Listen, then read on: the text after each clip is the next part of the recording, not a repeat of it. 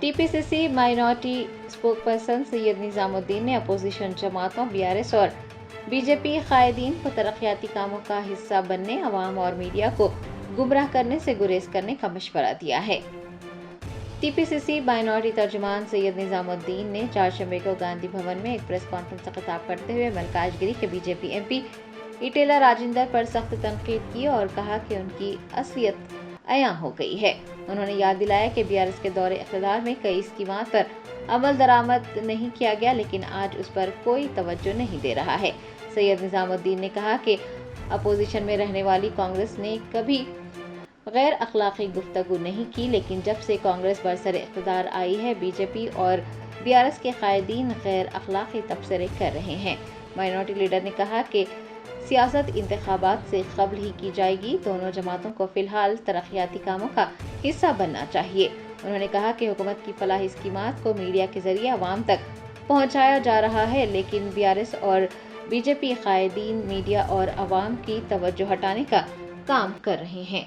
सैयद निजामुद्दीन ने बीआरएस और बीजेपी कायदीन को अपनी हरकतों से बाज आने का मशवरा देते हुए कहा कि वो तरक्याती कामों का हिस्सा बने और अगर हुकूमत कहीं कोताही बरतती है तो मीडिया के जरिए हुकूमत को मतला करें।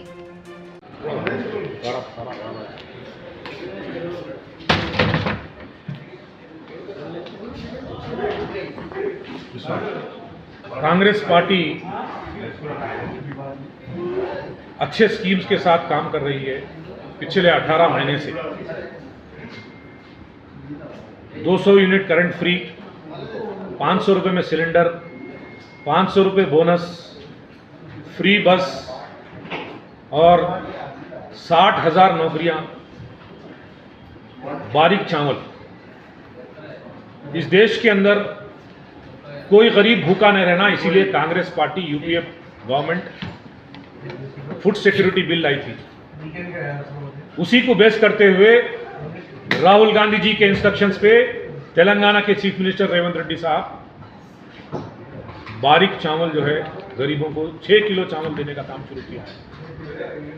मोटा चावल दे रहे तो लोग जो है बेच ले रहे थे, खा नहीं सक रहे थे, चाला मुश्किल से परेशान थे। तो आज जो है एक आदमी को 6 किलो चावल, अगर घर में 4 आदमी है तो 24 किलो चावल आता, पेट भर के खाना खा रहे।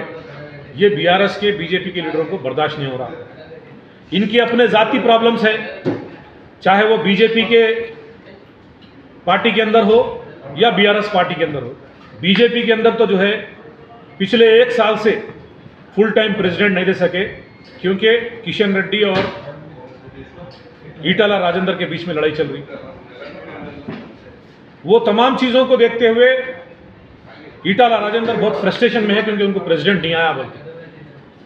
अब दूसरी तरफ एमवीएसएस प्रभाकर बोल रहे कि जो है बीआरएस और कांग्रेस दोनों एक लाइन पे चल रहे बोल के। गुज़िश्ता एमपी इलेक्शंस देख लो, करीमनगर का एमएलसी इलेक्शंस देख लो, कौन किसके साथ है मेरे को बोलने की जरूरत नहीं है।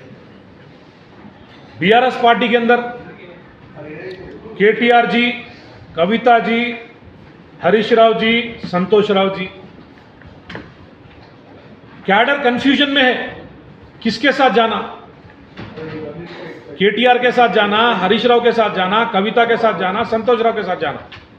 ये उनकी लीडरशिप स्ट्रगल प्रॉब्लम है।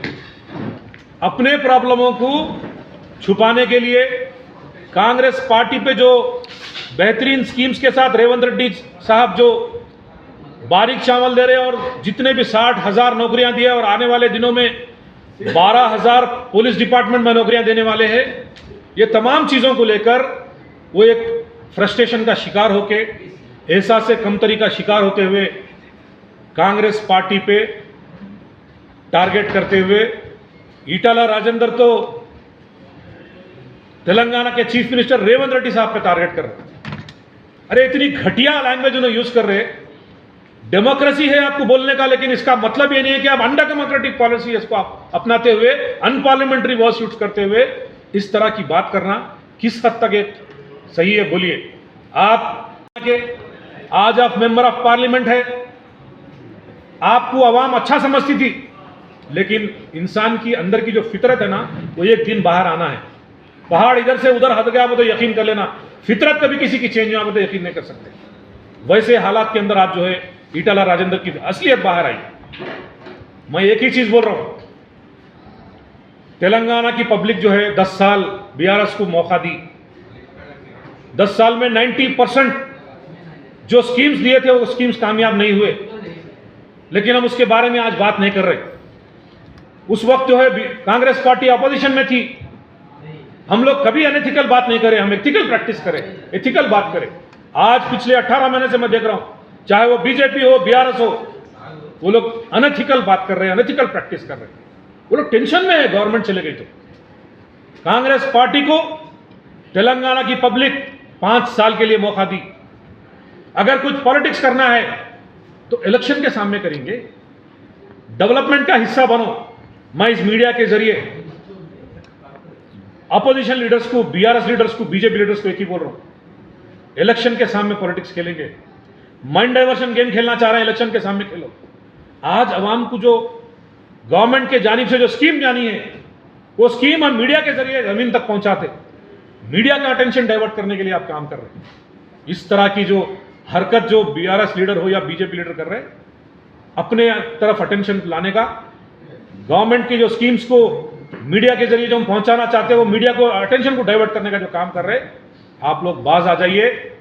आखिरी साल हम लोग पॉलिटिक्स करेंगे, अब डेवलपमेंट का हिस्सा बनिए, सजेशंस दीजिए।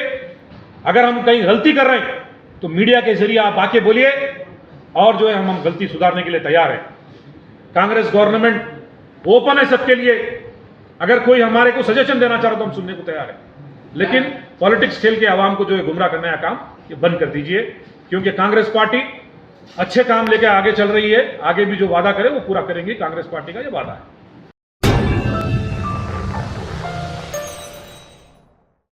Germanton super speciality hospital, national award winner doctor Mir Jawad Jar Khan, German trained senior orthopaedic surgeon and director, माहिर डॉक्टर्स डॉक्टर वासिफ आजम और doctor Bharvi Chanduri, senior cardiologist और दीगर डॉक्टर्स नुमाया खिदमत अंजाम दे रहे हैं। Robotic surgery, advance cath lab, MRI, operation theatre, ICU, 2D ultrasound जैसी सहूलियात से आरास्ता कॉर्पोरेट लेवल हॉस्पिटल, वाजबी फीस में हर मर्ज से शिफायाबी के लिए Germanton super speciality hospital, Attapur.